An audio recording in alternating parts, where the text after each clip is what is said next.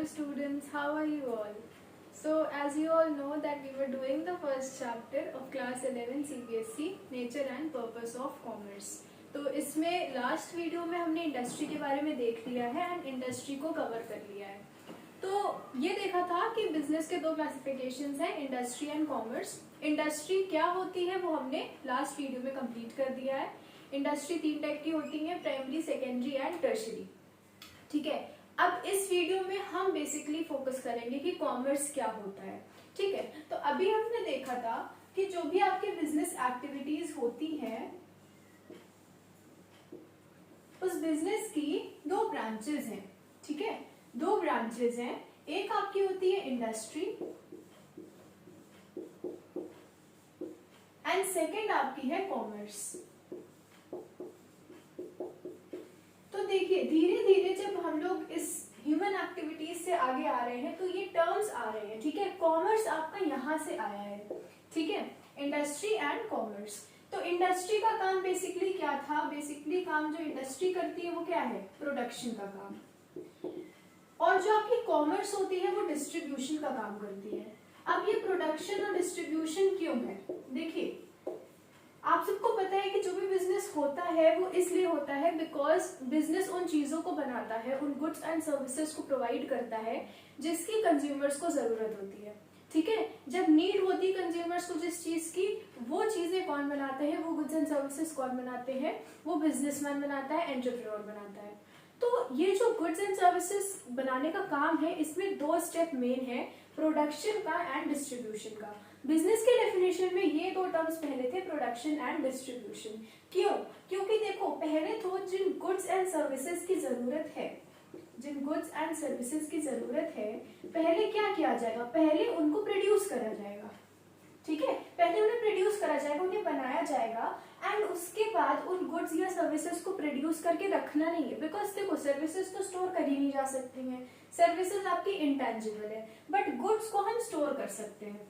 अगर कोई इंडस्ट्री है और उसमें गुड्स बनाए हैं, फॉर एग्जाम्पल डस्टर्स प्रोड्यूस करती है वो इंडस्ट्री, तो जब वो डस्टर्स को प्रोड्यूस कर देगी तो उसको अपने पास रखेगी नहीं। ठीक है, वो प्रोड्यूसर डस्टर्स को बहुत ज्यादा क्वांटिटी में प्रोड्यूस कर रहा है अपनी फैक्ट्री के अंदर, बट वो उनको अपने पास रखेगा नहीं। उसे क्या है? उसे उन डस्टर्स को पहुंचाना है उन कस्टमर्स तक। एंड मोर प्रेफरेबली हम टर्म जो यूज करेंगे वो है कंज्यूमर्स। क्यों? देखिए कस्टमर्स एंड कंज्यूमर्स का कॉन्सेप्ट होता है जिसमें आपको पता होना चाहिए कि कस्टमर और कंज्यूमर डिफरेंट होता है, वो अभी देखेंगे हम लोग। तो मेन क्या है, अभी हम लोग ये कह रहे थे कि डस्टर्स जब प्रोड्यूस हो चुके हैं तो डस्टर प्रोड्यूस होने के बाद वो प्रोड्यूसर अपने पास उन्हें नहीं रखेगा, बिकॉज उसे क्या करना है? कंज्यूमर्स तक उस डस्टर को पहुंचाना है। प्रोडक्शन का काम इसीलिए हो रहा था बिकॉज गुड्स की जरूरत कंज्यूमर्स को थी, प्रोड्यूस करके अब आपको उन्हें कंज्यूमर्स तक पहुंचाना है। एंड दिस प्रोसेस, ये जो गैप बीच में कवर होगा, इसमें जिन जिन एक्टिविटीज की जरूरत होगी, प्रोडक्शन के बाद इस प्रोड्यूसर और कंज्यूमर के बीच में जो गैप है, इसमें जब उस गुड को पहुंचाया जाएगा कंज्यूमर्स तक, जब उस गुड को डिस्ट्रीब्यूट करा जाएगा, तब जो जो एक्टिविटीज इन्वॉल्व होंगी, डिफरेंट टाइप की एक्टिविटीज होती हैं, वो सब आपका कॉमर्स होती है। ठीक है, ये होता है डिस्ट्रीब्यूशन। जब डिस्ट्रीब्यूशन का आपका पूरा प्रोसेस है वो इन्वॉल्व जिन जिन एक्टिविटीज को करेगा, जिन जिन एक्टिविटीज को इन्वॉल्व करेगा, वो सब आपकी कॉमर्स के अंदर आती हैं। ठीक है, तो प्रोडक्शन तक आपका इंडस्ट्री लिमिटेड थी, प्रोडक्शन का काम इंडस्ट्री का था। फिर उन प्रोड्यूस्ड गुड्स को जो कंज्यूमर्स हैं उन तक पहुंचाने का काम कॉमर्स का होता है। ठीक है, तो कैसे ये शुरू हुआ था? आपको अगर शुरू का एग्जांपल याद हो तो उसमें पूरा चार्ट बना था कि कैसे प्रोड्यूसर से कंज्यूमर तक गुड जाता है। इंडस्ट्री में आपने प्रोडक्शन देख ली कि बेसिकली कोई भी गुड अगर प्रोड्यूस करा जाता है तो तीन टाइप की इंडस्ट्रीज होती हैं जो अपने अपने हिसाब से प्रोडक्शन करती हैं, primary industry, secondary industry and tertiary industry. Primary industry का काम क्या था? उसमें आपकी दो होती थी, एक्सट्रैक्टिव एंड जेनेटिक। एक्सट्रैक्टिव आपके नेचुरल रिसोर्सेज को एक्सट्रैक्ट करती थी, ठीक है, जैसे मिनरल्स हो गए, वुड हो गया, टिम्बर हो गया। एंड उसके बाद जेनेटिक इंडस्ट्रीज रिप्रोडक्शन लेट करती थी प्लांट्स एंड एनिमल्स का। ठीक है, ये होता था। सेकेंडरी इंडस्ट्री में basically manufacturing and construction industries थी जो उन्हीं गुड्स को यूज करके, जो एक्सट्रैक्टिव इंडस्ट्री ने गुड्स प्रोवाइड करे हैं या आप और डिटेल में समझो तो जो प्राइमरी इंडस्ट्री ने गुड्स प्रोवाइड करे हैं उन गुड्स को यूज करके manufacturing and construction industries final good को बना देती थी, फाइनल गुड्स तैयार हो जाते थे। और फिर आपका तीसरी इंडस्ट्री आती थी टर्शरी इंडस्ट्री, और उस टर्शरी इंडस्ट्री में आपने देखा था कि कई सारे टर्म्स थे जैसे transportation, warehousing, banking, insurance, advertising, ये क्या थे, तो ये आपको बताया गया था कि these terms are related to commerce. जो टर्शरी सेक्टर है उसको हम सर्विस सेक्टर बोलते हैं, उसको हम सर्विस सेक्टर भी बोलते हैं, एंड वो चीजें आपकी कॉमर्स से रिलेटेड है। कॉमर्स से कैसे रिलेटेड है वो जब हम लोग कॉमर्स को डिटेल में पढ़ेंगे तो फिर आप उसमें समझोगे कि हाँ ये वर्ड्स जो है, ये जो टर्म्स है, ये जो एक्टिविटीज हो रही हैं, ये बेसिकली टर्शरी इंडस्ट्री की तो है, बट कॉमर्स का काम भी यही एक्टिविटीज करती है। ठीक है, तो अभी हमने देखा था प्रोडक्शन का काम इंडस्ट्री करतेगी with the use of primary, secondary and tertiary industries, and distribution का काम उस प्रोड्यूसर से लेकर उस कंज्यूमर तक गुड्स को डिस्ट्रीब्यूट करने का काम कौन करेगा, कॉमर्स करेगा। देखो प्रोडक्शन एक जगह पर होती है, प्रोडक्शन एक जगह पर होती है, प्रोड्यूसर यहाँ पर आपका है, उसने गुड्स को बहुत बल्क क्वांटिटी में बना के रख दिया है। फॉर एग्जाम्पल 1000 उसने अपनी यूनिट्स बना दी है, 1000 यूनिट्स मतलब 1000 चीजें। अब वो किसी भी चीज का हो सकता है, जिस भी टाइप का प्रोडक्शन वो कर रहा हो, एंड जो कस्टमर्स है ना वो स्कैटर्ड है, एक कस्टमर यहाँ है, एक यहाँ है, यहाँ पे डिफरेंट एरियाज में स्कैटर्ड है। जो कस्टमर्स हैं वो उस गुड को एक बहुत ही स्मॉल क्वांटिटी में खरीदेंगे। इंडस्ट्री में 1000 डस्टर बनेंगे बट कंज्यूमर एक ही खरीद के ले जाएगा। ठीक है, तो यहाँ पे क्या है, प्रोडक्शन बहुत हाई क्वांटिटी में होती है बट कंज्यूमर्स को वही गुड्स बहुत ही कम क्वांटिटी में चाहिए, और इसके लिए हमें अपने बनाए हुए गुड्स को, जो एक बिजनेसमैन ने गुड्स को बनाए हैं, उनको स्कैटर करना है, उनको स्कैटर करना है ताकि जिन जिन कस्टमर्स को जरूरत है वो उसको परचेज कर सके। ठीक है, तो ये काम स्कैटरिंग का काम, ये डिस्ट्रीब्यूशन का काम कॉमर्स करती है। ठीक है, तो कॉमर्स की जरूरत क्यों पड़ी थी, सबसे पहले हम ये देखेंगे कि कॉमर्स जो होती है उसकी क्या नीड हो गई थी कि बिजनेस को कॉमर्शियल एक्टिविटीज को बनाना पड़ेगा। ठीक है, इंडस्ट्री तो आप समझिए, इंडस्ट्री इसलिए काम करती है बिकॉज इंडस्ट्री गुड्स को प्रोड्यूस करेगी, एंड वो जो गुड्स है वो कंज्यूमर्स डिमांड करते हैं, लोगों की डिमांड थी कि उनको भी डस्टर चाहिए, उनको पेन्स चाहिए, तो इसलिए इंडस्ट्री आई, और इंडस्ट्री जो थी बिजनेसमैन थे उन्होंने गुड्स बना दिए। ठीक है, लेकिन जब गुड्स बन गए ना तो उनके सामने प्रॉब्लम आई। जैसे प्रोड्यूसर बैठा है यहाँ पे, अब इस प्रोड्यूसर के पास प्रॉब्लम आ रही, उसने गुड्स तो प्रोड्यूस कर दिए। ये हम फिर से डस्टर्स का केस लेते हैं, 1000 यूनिट्स ऑफ डस्टर्स बना दिए, उसको पता चला कि हाँ भाई जो लोग हैं उनको जरूरत है डस्टर की। ठीक है, ऐसी चीज की जरूरत है जिससे वो बोर्ड्स को क्लीन कर सके आसानी से, तो उन्होंने डस्टर बना दिया। हुआ क्या, डस्टर बनने के बाद अब प्रोड्यूसर को समझ आया कि बन तो गया है, अब ये हमें पहुंचाना है कहाँ पे, कंज्यूमर्स के पास, ये हमें पहुंचाना है कंज्यूमर्स के पास। और कंज्यूमर को ये नहीं कि एक जगह पहुंचा देंगे सारे कंज्यूमर को मिल जाएगा, कंज्यूमर बहुत अलग अलग जगह फैले हुए हैं। तो अब ये बड़ी प्रॉब्लम आई थी प्रोड्यूसर के सामने कि अब हम इसको कैसे पहुंचाएं। ठीक है, तो क्या हुआ, कंज्यूमर्स ने, जो आपके प्रोड्यूसर्स थे, उन्होंने सोचा कि मेन हमारी प्रॉब्लम्स क्या क्या है।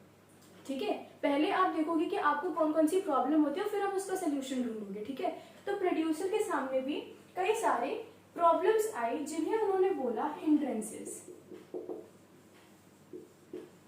हिंड्रेंसेस, अब ये हिंड्रेंसेस क्या है, कॉमर्स में कभी सीधा साधा टर्म यूज होगा नहीं। ठीक है, उसमें हमेशा बहुत अलग टाइप के टर्म्स यूज होंगे, और वही एक टर्म है हिंड्रेंस, जो कि कुछ नहीं है, प्रॉब्लम्स है। बस प्रॉब्लम्स को थोड़ा सा यूनिक वे में बोला जाता है, हिंड्रेंस बोला जा रहा है। ठीक है, यहाँ पे हिंड्रेंस बोल रहे हैं। प्रोड्यूसर ने देखा भाई हमारे पास ये जो काम करना है कंज्यूमर तक पहुंचाने का, इसमें बड़ी सारी प्रॉब्लम्स आएंगी, और वो प्रॉब्लम्स क्या क्या है वो उन्होंने लिस्ट कर दी। ठीक है, तो जो ये प्रॉब्लम्स उन्होंने लिस्ट करी वो क्या थी, बेसिकली 6 प्रॉब्लम्स थी, 6 मेन हिंड्रेंसेस थे जो इस प्रोड्यूसर के सामने आ गए जब उन्होंने ये सोचा कि अब हमारा प्रोडक्शन तो हो गया, हमें ये डिस्ट्रीब्यूट करके कंज्यूमर्स तक पहुंचाने हैं गुड्स। ठीक है, वो 6 हिंड्रेंसेस क्या क्या थे उनको अब हम डिटेल में देखेंगे। पहले उन हिंड्रेंसेस को जानेंगे और फिर हम देखेंगे कि कॉमर्स कैसे उन हिंड्रेंसेस को हटाता है। ठीक है, तो पहले हम देखते हैं कि 6 हिंड्रेंसेस क्या क्या है। तो पहला हिंड्रेंस आपका आया, जो पहला हिंड्रेंस जो प्रोड्यूसर था उसको दिखा, वो था हिंड्रेंस ऑफ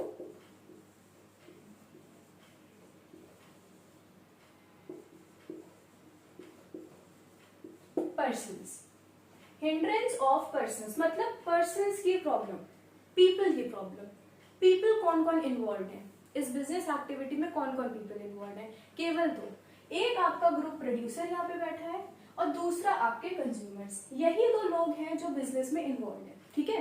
कंज्यूमर्स बिजनेस कर नहीं रहे हैं, बट फॉर प्रोड्यूसर का मेन एम तो यही है कि कंज्यूमर्स तक गुड पहुंचे। तो यहाँ पे कह रहे हैं पर्सन्स की प्रॉब्लम है, सबसे पहले लोगों की प्रॉब्लम है। कैसे आई?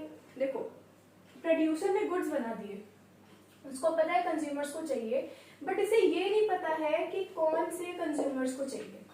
इन्हें ये नहीं पता है कि कंज्यूमर जिन्हें चाहिए वो कंज्यूमर कहाँ का है। क्या उस प्रोड्यूसर के पास हर इंसान का एड्रेस होगा? नहीं होगा। उसे नहीं पता है कि किन लोगों को चाहिए हमारे गुड्स, किन लोगों को एक्चुअली में डस्टर की जरूरत है। उसके पास तो लिस्ट नहीं होगी कि अगर वो पूरे इंडिया में ऑपरेट कर रहा है तो उसके पास लिस्ट नहीं होगी कि कंज्यूमर्स जो है, जो टीचर्स हैं एंड स्टूडेंट्स हैं कोचिंग इंस्टीट्यूट से जिन्हें चाहिए डस्टर, वो कहाँ पर है, ठीक है। उनका एड्रेस उसके पास नहीं है। सिमिलरली अगर आप कंज्यूमर्स के पॉइंट ऑफ व्यू से देखो तो कस्टमर को भी थोड़ा ना पता है कि कहाँ पे कोई गुड प्रोड्यूस हो चुका है। अगर हमें डस्टर आज चाहिए तो और वो डस्टर अवेलेबल नहीं है, तो क्या आप कंज्यूमर्स को तो नहीं पता है कि कहाँ पर वो प्रोड्यूसर बैठा है जिसने एक ऐसा डस्टर बना दिया है जिसकी हमें एक्चुअली में जरूरत है, जिसकी हमें नीड है, वो गुड प्रोड्यूस हो चुका है। इसके बारे में कस्टमर्स को पता नहीं होता है। तो ना ही कस्टमर्स को पता है कि प्रोड्यूसर का है, ना ही प्रोड्यूसर को पता है कस्टमर कहाँ है। तो यही तो मेन प्रॉब्लम है, सबसे बड़ी प्रॉब्लम तो ये है। जब प्रोड्यूसर को ये पता चलेगा कि उसके कस्टमर्स कहाँ पर है, तभी तो अपने सामान को डिस्ट्रीब्यूट करेगा। आप कोई सामान कहीं तक भेजोगे जब आपको उसका एड्रेस पता होगा। प्रोड्यूसर को हर एक कस्टमर का एड्रेस नहीं पता था। तो अब ये प्रॉब्लम जो हुई, इसको दूर करने के लिए एक नई चीज आई। ये जो हिंड्रेंस ऑफ पर्सन हुआ, हिंड्रेंस ऑफ पर्सन आप समझ गए। हिंड्रेंस ऑफ पर्सन ये था कि प्रोड्यूसर को नहीं पता है कंज्यूमर कहाँ है एंड कंज्यूमर को नहीं पता है प्रोड्यूसर कहाँ पर है। ये जो आया हिंड्रेंस ऑफ पर्सन, तो अब यहाँ पर आया कि चलो प्रॉब्लम तो आ गई, इसका सोल्यूशन क्या करेंगे, कैसे दूर करेंगे। तो यहाँ पे एक तीसरी पार्टी आती है। यहाँ पर एक तीसरी पार्टी आती है जिसको हम बोलते हैं ट्रेडर्स। अब ट्रेडर्स वर्ड आपने सुना होगा। ट्रेडर्स कौन होते हैं? ट्रेडर्स को जनरली हम लोग बोलते हैं बिजनेसमैन है, ट्रेडर है तो बिजनेसमैन होगा। नहीं, कॉमर्स में ये सारे टर्म्स अलग अलग है। ट्रेडर्स कौन होते हैं? ट्रेडर्स जनरली होते हैं मिडिलमैन। कौन होते हैं? मिडिलमैन। अब मिडिलमैन क्या है, नाम से आप समझ सकते हो, बीच के लोग। प्रोड्यूसर और कंज्यूमर के बीच में जो लोग आ गए इस प्रॉब्लम को दूर करने के लिए, वो थे ट्रेडर, ठीक है। ट्रेडर ने प्रोड्यूसर से बोला कि हम आपकी प्रॉब्लम दूर कर सकते हैं। कैसे दूर कर सकते हैं वो हम लोग तब देखेंगे जब कॉमर्स की इस एक्टिविटी के बारे में जानेंगे। तो बेसिकली ये जो फर्स्ट है ट्रेडर्स, जिसको कमर्शियल एक्टिविटी में इसको बोलते हैं ट्रेड। ये ट्रेड आई और इसने बोला कि आपकी इस प्रॉब्लम का सोल्यूशन हम दे देंगे, ठीक है। कैसे सॉल्व करेंगे वो हम लोग बाद में देखेंगे, पहले हम सारी प्रॉब्लम्स को देखेंगे, ठीक है। तो ये ट्रेडर्स आए, इन्होंने बोला हम आपकी हिंड्रेंस ऑफ पर्सन को दूर करेंगे। तो बेसिकली आपको यहाँ पे पहली प्रॉब्लम जानना था। पहली प्रॉब्लम थी हिंड्रेंस ऑफ पर्सन, कि प्रोड्यूसर को नहीं पता है कंज्यूमर कहाँ है, कंज्यूमर को नहीं पता है कि प्रोड्यूसर कहाँ पे बैठा है, ठीक है। ये फर्स्ट हिंड्रेंस था जो प्रोड्यूसर को फेस हुआ, और इसकी सॉल्व करने के लिए जो पार्टी आई वो थी ट्रेडर्स की पार्टी, ठीक है। अब यहाँ पे वो पार्टी का टर्म वो पार्टी नहीं है कि जैसे पार्टीज होती हैं, ठीक है, फंक्शन वगैरह नहीं। यहाँ पार्टी का मतलब ग्रुप ऑफ पीपल है, ठीक है। कॉमर्स में पार्टी का मतलब ग्रुप ऑफ पीपल होता है। अब सेकेंड प्रॉब्लम, प्रोड्यूसर को चलो पहली प्रॉब्लम पता चल गई, उसका सोल्यूशन देने ट्रेडर आ गए। सेकेंड प्रॉब्लम क्या आई? सेकेंड प्रॉब्लम आई hindrance of place. Hindrance of place. अब प्लेस की क्या हिंड्रेंस है? हिंड्रेंस मतलब प्रॉब्लम, ठीक है। प्लेस की प्रॉब्लम आई। प्लेस की क्या प्रॉब्लम आई? प्लेस की प्रॉब्लम ये आई कि चलो ट्रेडर ने बोला कि वो आपके कस्टमर को ढूंढ के बता देगा, उसने ये वाली प्रॉब्लम दूर कर दी पीपल वाली। तो अब प्रोड्यूसर को पता चला कि हाँ हमारे कस्टमर्स कहाँ कहाँ पर हैं। कैसे पता चला? ट्रेडर ने कैसे वो चीज सॉल्व करी, आगे पता चलेगा। कॉमर्स की जो इसमें जब हम लोग कॉमर्स के बेसिक फंक्शंस की बात करेंगे। अभी क्या हुआ कि प्रोड्यूसर जो था उसको पता चल गया उसके कस्टमर कहाँ पर है। अब उसे क्या करना है, अपने गुड को पहुंचाना है प्रोड्यूसर के पास। तो यहाँ बीच में क्या आ रहा है? अगर एक जगह से दूसरी जगह पे जाना है तो वहां पे प्रॉब्लम आती है प्लेस की प्रॉब्लम।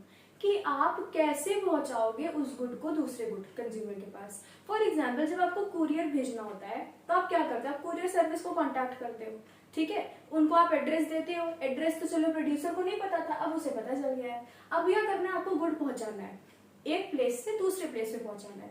तो वो गुड आप एक प्लेस से दूसरे प्लेस कैसे पहुंचाओगे, कुरियर सर्विस को आप कांटेक्ट करोगे एंड वो आपके उस गुड को क्या करेंगे, ट्रांसपोर्ट से पहुंचा देंगे। ट्रेन यूज करेंगे, एयरप्लेन यूज करेंगे, जो यूज करना है, बस ट्रक सब यूज होता है, सब यूज करके वो आपके गुड को पहुंचा देंगे।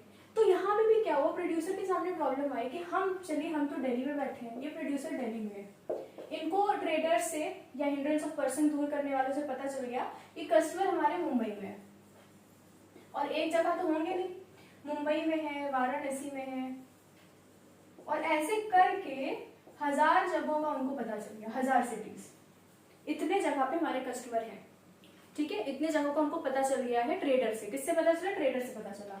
तो अब इनके पास बड़ी प्रॉब्लम आई, हम अपने 1000 यूनिट्स को कैसे इन डिफरेंट एरियाज पे पहुंचाएंगे, कैसे ये प्लेस की हिंड्रेंस को दूर करेंगे। तो यहाँ पर फिर एक कमर्शियल एक्टिविटी आती है और वो कहती है ट्रांसपोर्टेशन।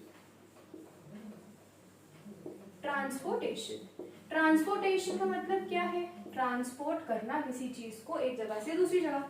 कौन करता है ट्रांसपोर्ट, व्हीकल्स करते हैं। व्हीकल में क्या, रोडवे भी है, एयरवे भी है, वाटरवे भी है। रोडवेज में आपके क्या कहते हैं, बस हो गई, ट्रक हो गई, ठीक है, रेलवेज में ट्रेन हो गई, एयरवेज में आपके एयरप्लेन्स हो गए, वाटरवेज में शिप्स हो गई, ठीक है, शिप से भी जाता है। अगर आप देखो तो इंडिया के बाहर जो है जब जाता है, गुड्स जाते हैं, बिजनेस होता है पूरा, तो उसमें क्या होता है, शिप्स का भी यूज होता है, वाटरवेज का भी यूज होता है। तो ये ट्रांसपोर्टेशन। तो अब क्या हुआ, जब सेकंड प्रॉब्लम सामने आए प्रोड्यूसर के कि हम किस जगह पे कैसे दूसरी जगहों तक अपने गुड को पहुंचाए, तो कमर्शियल एक्टिविटी जो हेल्प करने आई वो बनी ट्रांसपोर्टेशन, ठीक है। तो ऐसे धीरे धीरे प्रॉब्लम्स आई और उन प्रॉब्लम्स को सॉल्व करने के लिए कमर्शियल एक्टिविटीज बनती गई। तो ये आपका प्रोसेस चला आ रहा है, ठीक है। तो हिंड्रेंस ऑफ पर्सन हुआ तो ट्रेडर्स आ गए, हिंड्रेंस ऑफ प्लेस हुआ तो ट्रांसपोर्टेशन आ गई, ठीक है। पर अभी तो प्रॉब्लम्स खत्म नहीं हुई थी। ट्रांसपोर्टेशन क्या है उसको डिटेल में हम किसमें देखेंगे, आगे देखेंगे जब कॉमर्स का क्लासिफिकेशन होगा। थर्ड आपका आया hindrance of time. Hindrance of time. अब ये टाइम का क्या हो गया यहाँ पे, देखिए जब आपको कुरियर करते हो कहीं पे, जब आप कुरियर अपना भेजते हो कहीं पे भी, तो आप देखते हो कि आप किस टाइप का गुड भेज रहे हो। अगर वो गुड पेरिशेबल है, पेरिशेबल का क्या मतलब होता है, पेरिशेबल का क्या मतलब होता है, पेरिशेबल का मतलब होता है कि वो गुड बहुत जल्दी खराब होने वाला है। फॉर एग्जाम्पल कोई ईटेबल है, कोई खाने पीने का सामान है, ठीक है, अगर आप वो भिजवाओगे, वो आप कुरियर करोगे, तो आपके दिमाग में एक चीज रहेगी कि पहुंचने से पहले वो चीज खराब ना हो जाए। बहुत लोग कुरियर करते हैं, ईटेबल्स जो है कुरियर कर देते हैं, तो एक चीज प्रॉब्लम रहती है कि जल्दी पहुंच जाए, वरना वो रास्ते में क्या पेरिश कर जाएगा।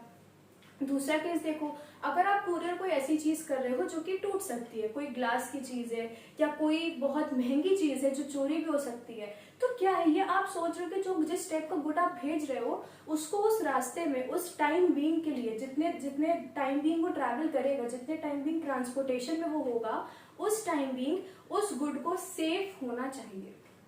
उस टाइम बीइंग के अंदर वो गुड सेफ होना चाहिए, उस गुड की क्वालिटी खराब नहीं होनी चाहिए, उस गुड के कोई ऐसा ना हो कि वो गुड चोरी हो जाए, थेफ्ट नहीं होना चाहिए, वो गुड किसी भी तरीके से जिस क्वालिटी से हमने भेजा है उसी क्वालिटी से दूसरी जगह पर पहुंच जाए, ये आपके दिमाग में रहता ही है। सिमिलरली जो प्रोड्यूसर है उसने 1000 यूनिट्स ऑफ डस्टर बना दिए हैं, उसको पता चल गया उसके कस्टमर्स कहाँ पर है, जो प्रॉब्लम जो थी वो ट्रेडर्स ने रिमूव कर दी। सेकंड प्रॉब्लम कैसे पहुंचेगा, ट्रांसपोर्टेशन ने रिमूव कर दी।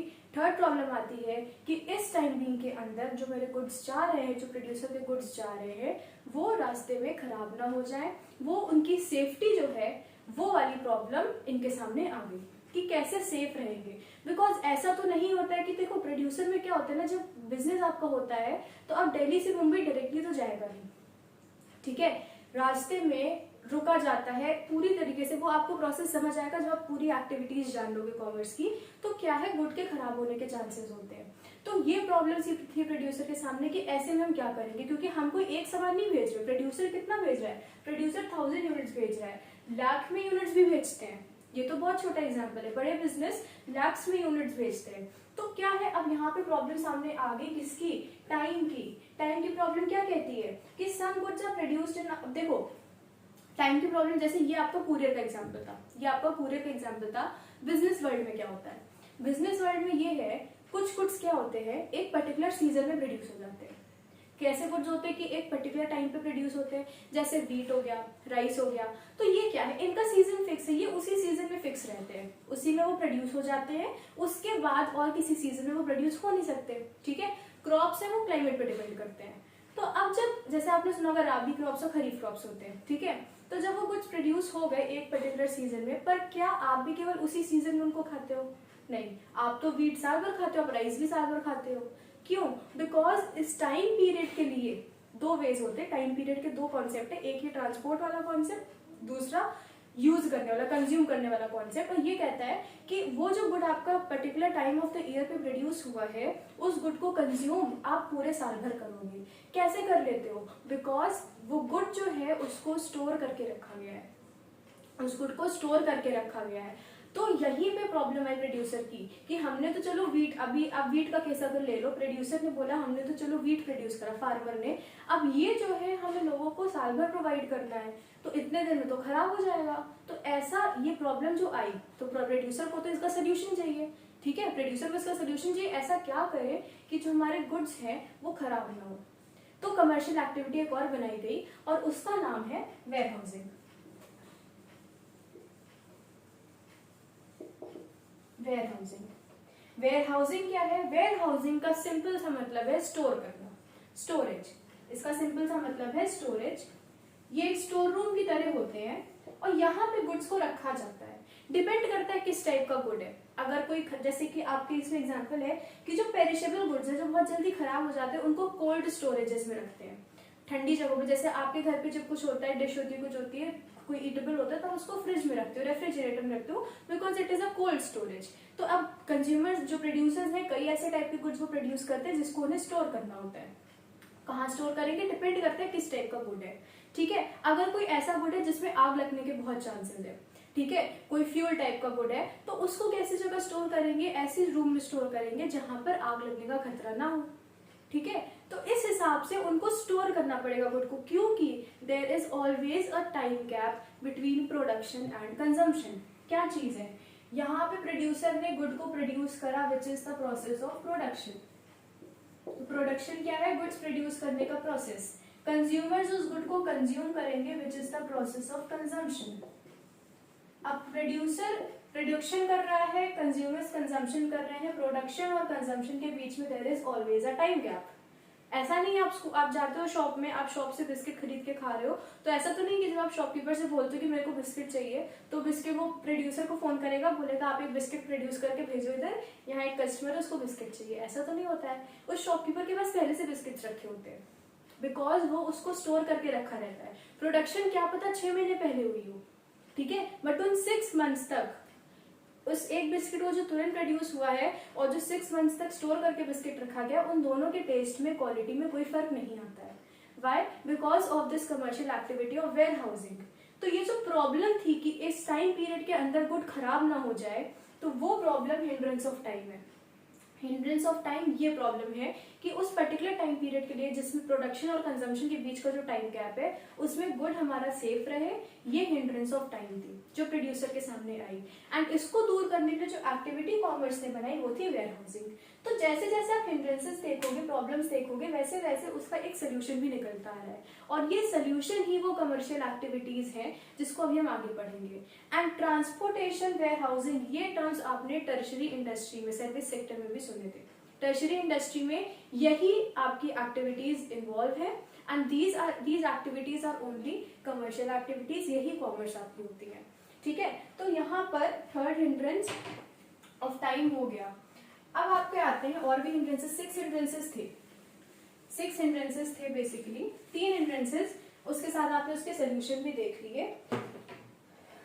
Now fourth hindrances,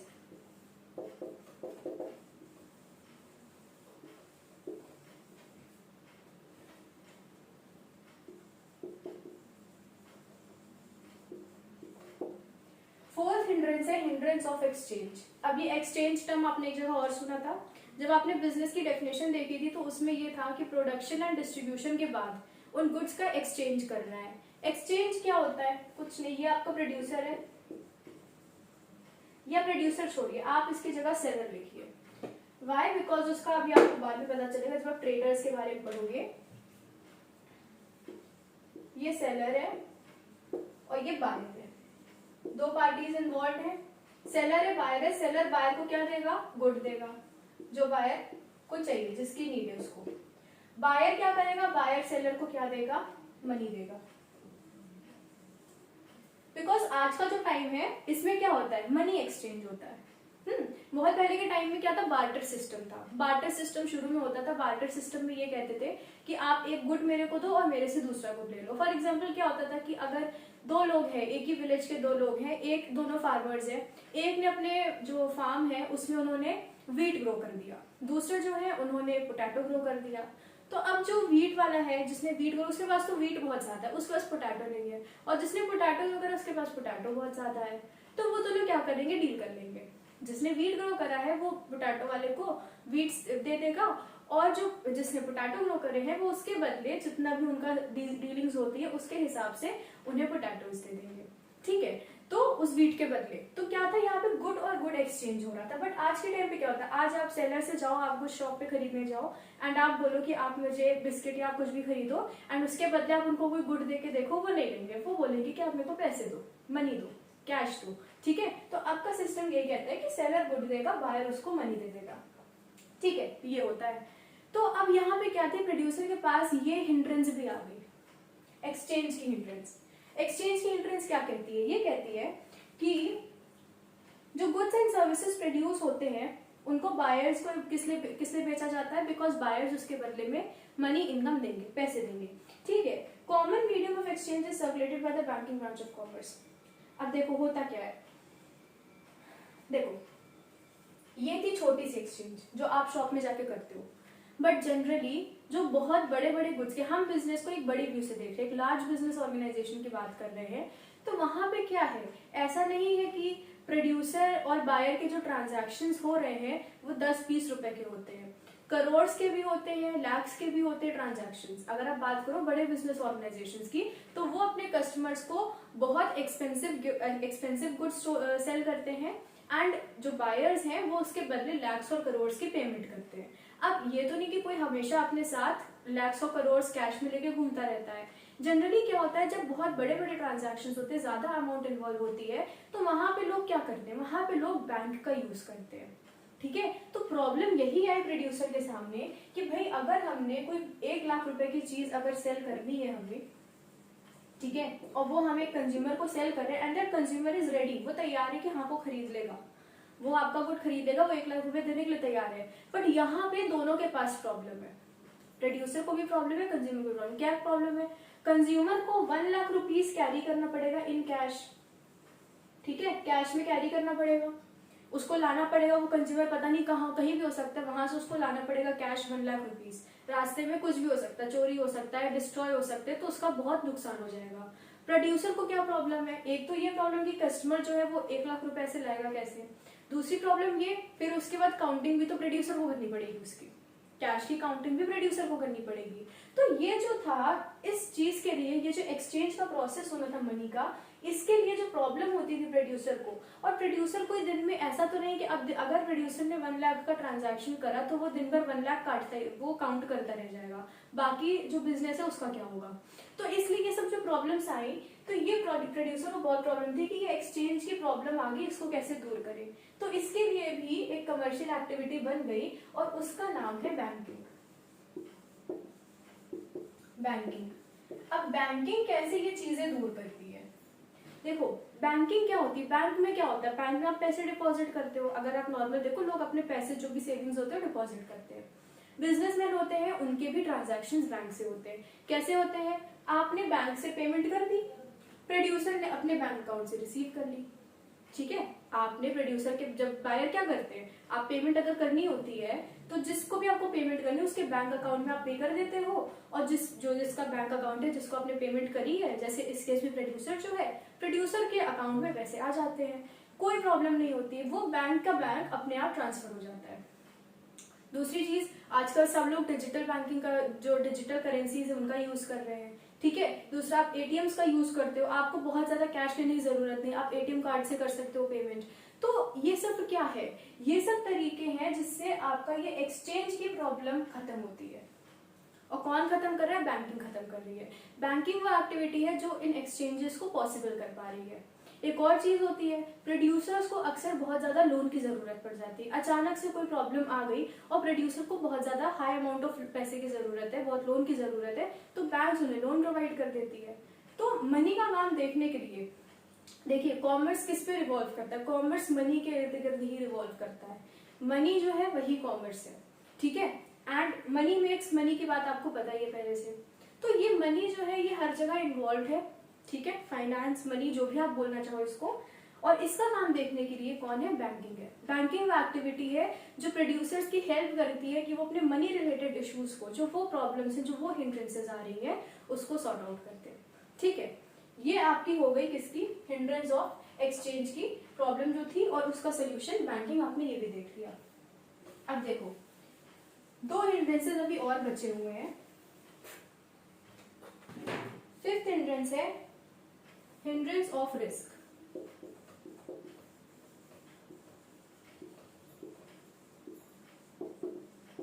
hindrance of risk.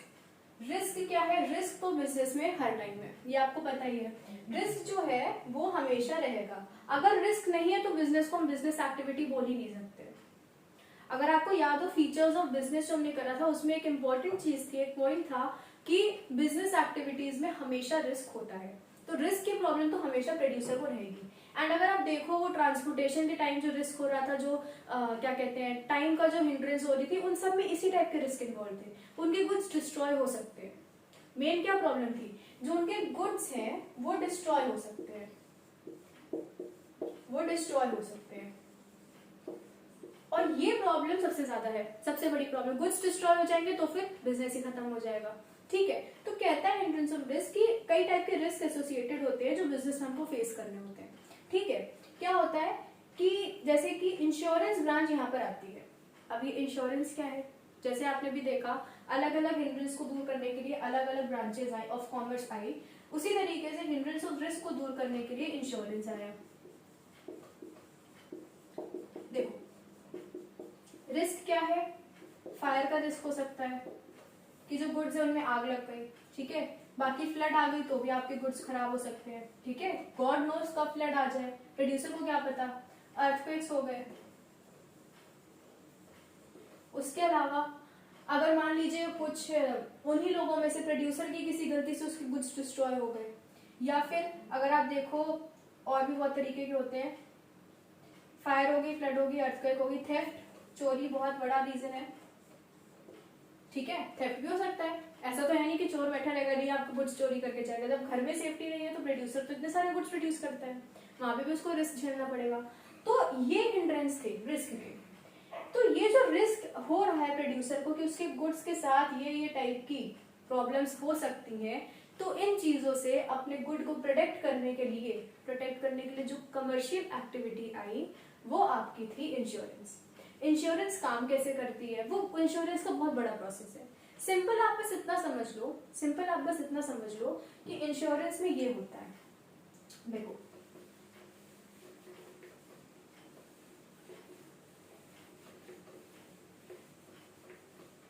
जो आपका इंश्योरेंस है उसमें बेसिकली होता ये आपका प्रोड्यूसर है, ठीक है। ये आपका प्रोड्यूसर है, उसके ये गुड्स है, जैसे आपको पता है 1000 यूनिट्स है। ये गुड्स जो उसके जो गुड्स है उनकी टोटल वैल्यू फॉर एग्जांपल है 1 लाख के उसके टोटल गुड्स हैं। उसको डर है कि इसके गुड्स में आग लग सकती है, ठीक है। अब क्या कर दिया प्रोड्यूसर ने, इन गुड्स को कर दिया इंश्योर्ड।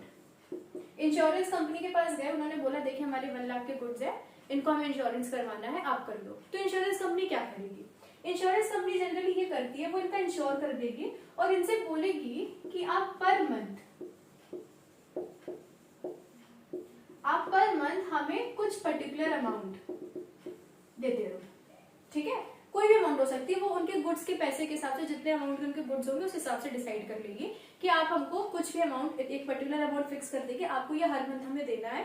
जब आपका जिस भी टाइम, अगर मान लीजिए आपने केवल 2 ही महीने पेमेंट करी है, फॉर एग्जाम्पल 2 महीने केवल पेमेंट करी है, ठीक है, एंड वो अमाउंट 1 लाख से बहुत कम है, फिर भी अगर आपके गुड्स किसी तरीके से डिस्ट्रॉय हो जाएंगे तो हम आपको पर्टिकुलर रुपए इस गुड के बदले दे देंगे, हम आपको पर्टिकुलर अमाउंट इस गुड्स के बदले दे देंगे, जिससे आपका ये लॉस किसी तरीके से आप कवर अप कर सकते हो, ठीक है, जिसकी वजह से आप अपने लॉस को कवर कर दोगे, हम आपको वो अमाउंट पे करेंगे।